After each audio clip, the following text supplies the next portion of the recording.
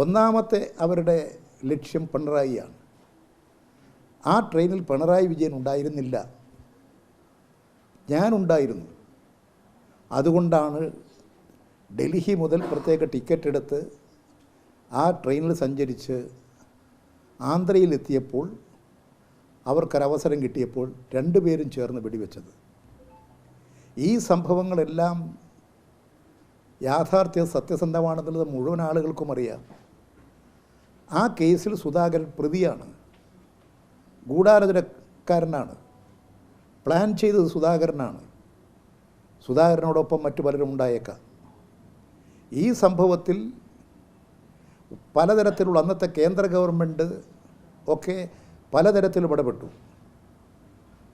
കോടതിയുടെ മുമ്പാകെ വസ്തുതകളെല്ലാം നിരത്തി വെച്ചുകൊണ്ട് സുധാകരനെ ഈ കേസിൽ പ്രതിയായി നടപടി സ്വീകരിക്കണം, കാരണം ഈ കേസ് സ്പ്ലിറ്റ് ചെയ്ത് അട്ടിമറിക്കാൻ അന്നത്തെ കേന്ദ്ര കോൺഗ്രസ് ഭരണം ശ്രമിക്കുന്നു എന്നുള്ള കാരണം വെച്ചുകൊണ്ട് തെളിവ് സഹിതം സെഷൻസ് കോടതിയിൽ നേരിട്ട് ഞാൻ പങ്കെടുത്തു കൊടുത്ത മൊഴിയും തെളിവുകളും അനുസരിച്ചാണ് സുധാകരന് നേരെ കേസെടുക്കാൻ നടപടി സ്വീകരിക്കാൻ ഉത്തരവിട്ടത്. ഇപ്പോൾ ബഹുമാനപ്പെട്ട ഹൈക്കോടതിയുടെ വിധി പൂർണ്ണമായി ഞാൻ വായിച്ചു കഴിഞ്ഞിട്ടില്ല. അതിൻ്റെ കാര്യങ്ങൾ ഇനിയും മനസ്സിലാക്കാനിരിക്കുന്നതേ ഉള്ളൂ. മനസ്സിലാക്കിയിടത്തോളമുള്ള വിവരങ്ങൾ വെച്ചുകൊണ്ട് പരിശോധിച്ചപ്പോൾ എൻ്റെ ഭാഗം കോടതിയെ ബോധ്യപ്പെടുത്താൻ, തെളിവുകൾ ബോധ്യപ്പെടുത്താൻ ഞങ്ങളുടെ പ്രോസിക്യൂഷനും അതുപോലെ തന്നെ എനിക്ക് വേണ്ടി ഹാജരായിട്ടുള്ള വക്കീലിന് സാധിച്ചോ എന്നുള്ളത് പരിശോധിക്കേണ്ട ഒരു കാര്യമാണ്. തീർച്ചയായും ഈ കേസ് കുറ്റവാളികൾ ശിക്ഷിക്കപ്പെടണം. എത്ര വർഷം കഴിഞ്ഞാലും കുറ്റവാളികൾ ശിക്ഷിക്കപ്പെടണം. ആ ശിക്ഷ കുറ്റവാളികൾക്ക് നൽകാൻ കഴിയത്തക്ക നിലയിൽ ഹൈക്കോടതി അവസാനത്തെ കോടതിയല്ല. സെഷൻസ് കോടതിയുടെ വിധിക്കെതിരായിട്ടാണ് സുധാകരൻ ഹൈക്കോടതിയെ സമീപിച്ചത്. ഇനി സുപ്രീം കോടതിയുണ്ട്.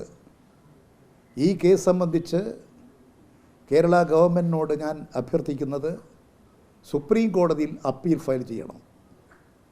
ഇത് സുപ്രീം കോടതിയിൽ അപ്പീൽ ഫയൽ ചെയ്യുന്നതിന് വേണ്ടിയിട്ടുള്ള നിയമപരമായ നടപടികൾ ഞാനും സ്വീകരിക്കാൻ ഉദ്ദേശിക്കുകയാണ്. കാരണം സുധാകരൻ പലപ്പോഴും രക്ഷപ്പെട്ടിട്ടുള്ള ആളാണ്. നാൽപ്പാടി വാസുവിനെ വെടിവെച്ചു കൊന്നു. നമ്മുടെ മട്ടന്നൂർ പോലീസ് സ്റ്റേഷനിലെ FIRൽ അന്ന് കരുണാകരൻ കേരളത്തിൻ്റെ ആഭ്യന്തരമന്ത്രിയാണ്. ആ FIRൽ സുധാകരൻ വെക്കടാ വെടി എന്ന് പറഞ്ഞുകൊണ്ട് വെടിവെച്ചു കൊന്നു എന്ന് ഫസ്റ്റ് FIR ഇട്ടതാണ്.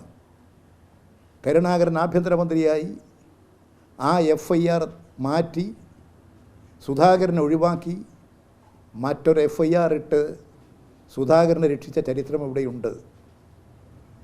ഇവിടെ ഇത്തരത്തിലുള്ള അക്രമങ്ങൾ സംഘടിപ്പിക്കുക, പല വഴികളും ഉപയോഗിച്ചുകൊണ്ട് രക്ഷപ്പെടുക എന്നുള്ളത് സുധാകരൻ്റെ ചരിത്രത്തിലുള്ളതാണ്.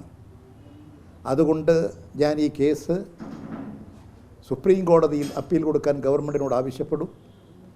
അതുപോലെ തന്നെ ഞാനും ഇത് സംബന്ധിച്ചുള്ള നിയമ നടപടികൾ സ്വീകരിക്കും. ഈ കേസ് സംബന്ധിച്ചുള്ള വിധിന്യായം വിശദമായിട്ട് തന്നെ പരിശോധിക്കാൻ ഉദ്ദേശിക്കുകയാണ്. കോടതിയെ തെളിവുകൾ വേണ്ടത്ര ബോധ്യപ്പെടുത്താൻ സാധിക്കാതെ വന്നാൽ ചിലപ്പോൾ കുറ്റവാളികൾ രക്ഷപ്പെട്ടേക്കും. ഒരു കുറ്റവാളിയും രക്ഷപ്പെടാൻ പാടില്ല. അതാണ് ഞാൻ ആഗ്രഹിക്കുന്നത്. അതാണ് നമ്മുടെ നീതിന്യായ വ്യവസ്ഥയുടെ ശക്തമായ അടിത്തറ. അതുകൊണ്ട് സുപ്രീം കോടതിയിൽ അപ്പീൽ കൊടുക്കണമെന്ന് ഗവൺമെൻറ്റിനോട് അഭ്യർത്ഥിക്കുകയാണ്. അല്ല, ഇത് ഗവൺമെൻറ് ഞാൻ കൊടുത്ത കേസിൻ്റെ മേലെയാണ്. അപ്പീലായിട്ടാണ്, സെഷൻസ് കോടതി വിധിക്കെതിരായിട്ടാണ് സുധാകരൻ ഹൈക്കോടതിയിൽ പോയത്.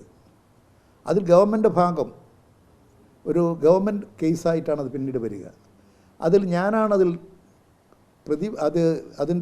അതിൽ ഞാനാണ് പരാതിക്കാരൻ എന്നുള്ളത് കൊണ്ട് എനിക്കും നിയമപരമായി പരിശോധിച്ചുകൊണ്ട് സുപ്രീം കോടതിയിൽ പോകാൻ സാധിക്കുമെങ്കിൽ സുപ്രീം കോടതിയിൽ പോകാൻ തന്നെയാണ് ഞാൻ ഉദ്ദേശിക്കുന്നത്. അതിൻ്റെ നിയമവശങ്ങളെല്ലാം വിശദമായി ഇനിയുള്ള ദിവസങ്ങളിൽ പരിശോധിച്ച് ഈ കാര്യങ്ങളെല്ലാം പരിശോധിക്കുന്നതിന് വേണ്ടി ഞാൻ എൻ്റെ നിയമപരമായ കാര്യങ്ങൾ പരിശോധിക്കുന്ന അഡ്വക്കറ്റിനെ അധികാരപ്പെടുത്തുകയും ചെയ്തിട്ടുണ്ട്.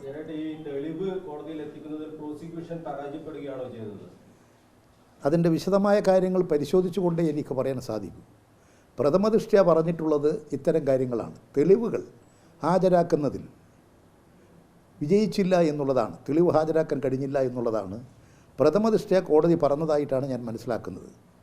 അങ്ങനെയാണെങ്കിൽ വേണ്ടത്ര തെളിവുകൾ ഹാജരാക്കാൻ സാധിച്ചിട്ടില്ല എന്ന് വേണമല്ലോ മനസ്സിലാക്കാൻ. ഇനി ആവശ്യമായ എല്ലാ തെളിവുകളും ഹാജരാക്കിക്കൊണ്ട് നിയമ നടപടികൾ സ്വീകരിക്കാൻ എങ്ങനെ സാധിക്കും എന്നുള്ള കാര്യം തീർച്ചയായും പരിശോധിക്കും.